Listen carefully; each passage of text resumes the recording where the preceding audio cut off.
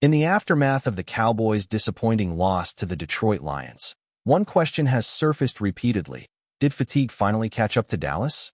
The team had just completed a brutal stretch of 4 games in 18 days, including 3 straight against playoff-caliber opponents. The product on the field looked very different from what fans had seen in recent weeks. The explosiveness, urgency, and physical edge that had fueled their prior victories seemed noticeably absent. Many wondered whether the intense schedule had taken its toll. Observers watching the game could see signs of wear. The Cowboys looked a step slower in their movements, reactions, and pursuit angles. Pass rushers who had dominated in previous matchups struggled to finish plays with the same impact. The offensive line appeared sluggish at times in protection and run blocking. For a team that thrives on energy and tempo, the visible dip in intensity raised concerns. The Lions, who rely on speed and aggressiveness, exposed every lapse with precision.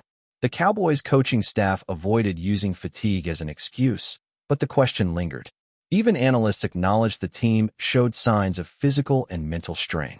The timing of miscommunications, penalties, and missed assignments suggested tired legs and tired minds. Perhaps the cumulative pressure of high-stakes matchups contributed to the sluggish performance. The contrast between this outing and previous weeks made the issue impossible to ignore. While fatigue may not fully explain the loss, it provides context. Playing 4 emotionally charged games in such a short span is challenging for any football team. Bodies wear down, adrenaline fades, and execution suffers in subtle but meaningful ways. These are the hidden effects that rarely appear in the stat sheet but manifest clearly on the field. The Cowboys looked drained, and fans noticed.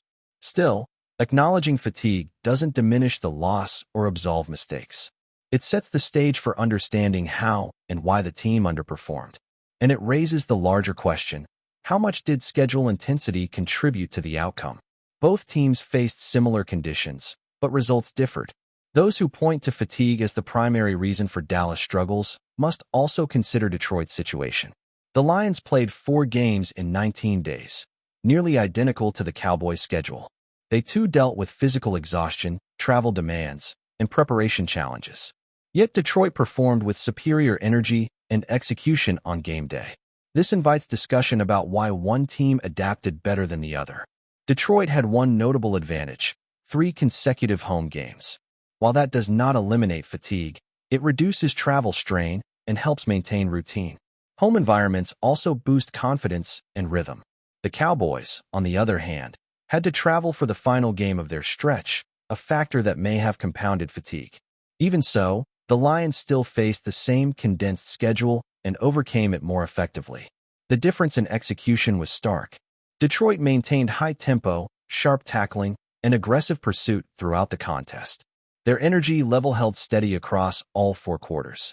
Meanwhile, Dallas struggled to match Detroit's intensity, especially in critical moments. The Lions capitalized on mismatches and effort-based plays that the Cowboys usually dominate. This suggests that mental and emotional fatigue may have played a significant role. Football is a sport of inches, and fatigue reduces those inches quickly. Slower reactions lead to missed blocks. Hesitation creates blown coverages. Fatigued legs weaken leverage in the trenches. Detroit simply performed its assignments with more consistency and urgency. The Cowboys looked reactive rather than proactive, a stark difference from their dynamic performances earlier in the season. In the end, the comparison highlights an uncomfortable truth: both teams were tired, but only one played like it. That distinction may say as much about execution as it does about fatigue. The NFL's scheduling problem and player health. The discussion naturally leads to a broader issue: the NFL's demanding scheduling policies. Playing 4 games in 18 days pushes teams to their physical and mental limits. Quick turnarounds from Sunday to Thursday games are already controversial. Adding multiple high-stakes matchups within such a tight window raises concerns about player safety, performance quality, and competitive fairness. Analysts argue that the league must reevaluate how it structures mid-season stretches. The league is unlikely to eliminate Thursday night football due to its commercial value. However, adjustments could be made to ensure teams are not placed in disadvantageous cycles of short rest. Critics argue that teams forced into rapid turnarounds should be granted extended recovery periods afterward. Without such adjustments, players' bodies endure cumulative stress that impacts performance and increases injury risk. In this case, both the Cowboys and Lions were victims of the schedule. They each endured short rest periods and quick game cycles without sufficient time for recovery. Playing physical opponents only amplified the toll. Coaches, players, and medical staff work tirelessly to maximize recovery, but biology has limits. Fatigue becomes inevitable. Fans may admire the toughness required to survive such stretches, but the consequences are visible on the field. Execution drops. Injuries rise. Quality of play suffers. The NFL must grapple with the balance between entertainment and athlete welfare. This game served as a reminder of the strain teams endure behind the scenes. Ultimately, while scheduling didn't determine the outcome outright, it contributed to both teams' state during the contest. And that reality should not be ignored when analyzing performance. Head coach Brian Schottenheimer was asked directly after the loss whether fatigue played a role. His response was measured and firm. "I don't think so. We just didn't execute very well." Coaches rarely attribute poor performance to fatigue, partly to avoid giving opponents psychological leverage, and partly to maintain internal accountability. Schottenheimer's comments reflected that philosophy. From his perspective, the Cowboys had enough opportunities to succeed. Missed tackles, missed blocks, assignment errors, and inconsistent energy were all within the team's control. Fatigue may have influenced those issues, but execution failures were the root cause. Schottenheimer's stance underscores an important truth in football. Tired teams can still play sharp if discipline and focus remain intact. However, his comments also leave space for interpretation. Coaches often protect their players from public criticism by emphasizing controllable aspects of performance. Admitting fatigue would shift blame externally and potentially weaken the team's internal accountability. By focusing on execution, Schottenheimer reinforces a culture built on responsibility, not excuses. Players echoed his sentiment, acknowledging the need for improvement without pointing fingers. They understand that while fatigue is real, it cannot be used as a shield against criticism. NFL professionals are expected to perform despite adversity, physical or otherwise. That mentality is ingrained in every locker room. Still, the timing of Schottenheimer's comments suggests he recognizes the role fatigue may have played without explicitly stating it. His focus now shifts to maximizing recovery and adjusting preparation for the Vikings game ahead. How fatigue affects performance. The Lombardi principle. The conversation about fatigue gained additional depth when Kurt referenced a famous quote from Vince Lombardi. "Fatigue makes cowards of us all." The idea is simple yet profound. When players are exhausted, decision-making, technique, and discipline deteriorate. Fatigue does not make players unwilling. It makes them less capable. The Cowboys' performance in Detroit aligned with this principle. Fatigued players react more slowly, reducing tackling efficiency and assignment precision. Mental fatigue leads to lapses in communication and alignment.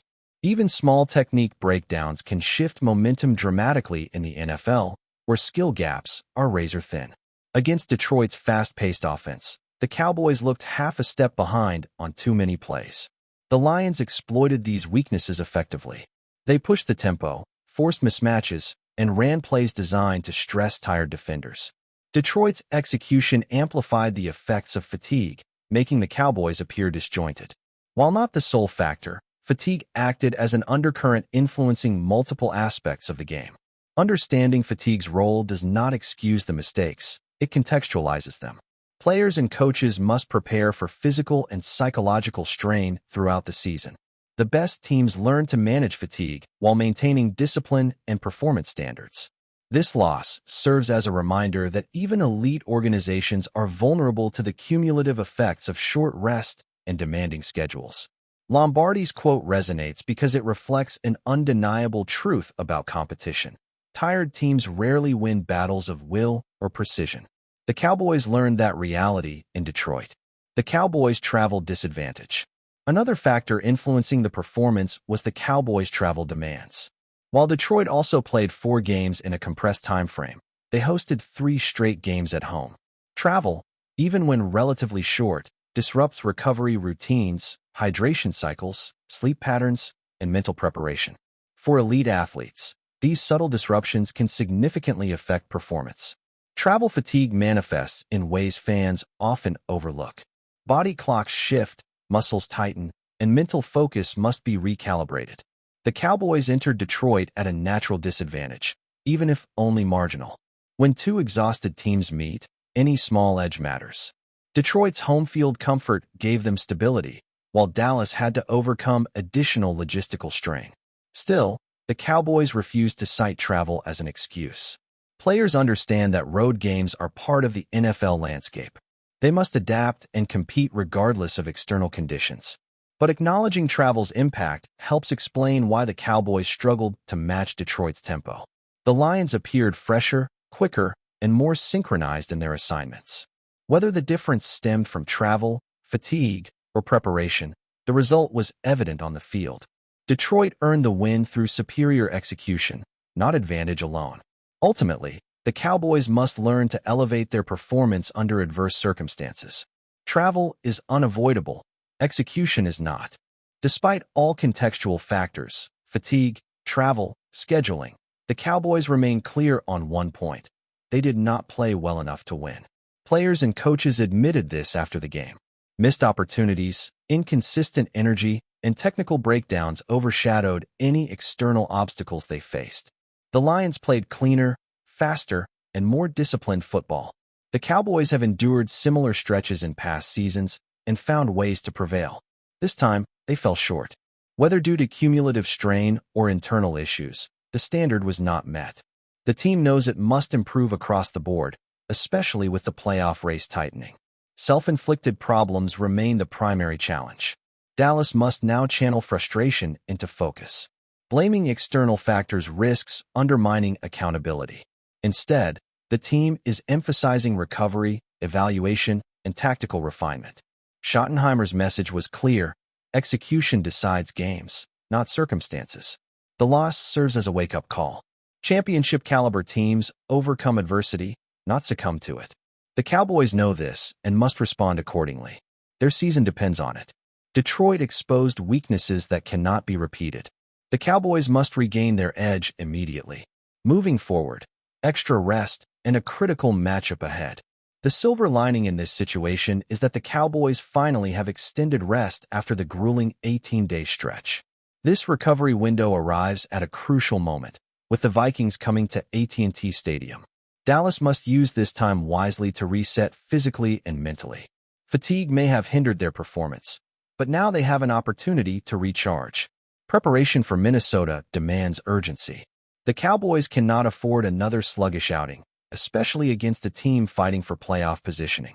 Re-establishing energy, tempo, and crisp execution becomes the top priority.